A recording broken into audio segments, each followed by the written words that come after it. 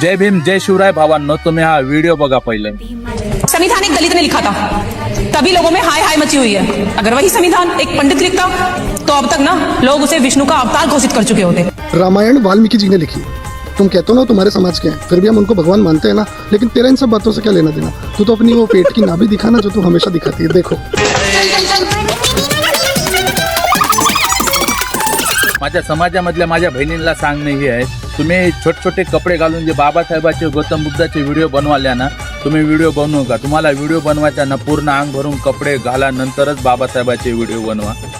तुमच्यासारख्या एक दोन जणीमुळं पूर्ण समाजामधल्या मुलींना लोक नावं ठेवाले।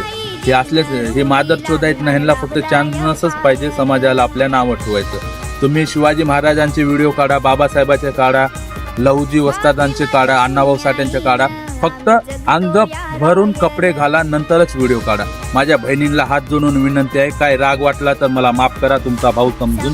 जय भीम जय शिवराय जय लहुजी जय आदिवासी। तुझ्या नगरीत बावळे फिरू लागले, तू कमवलेल्या भाकरीवर हे कावळे चरू लागले।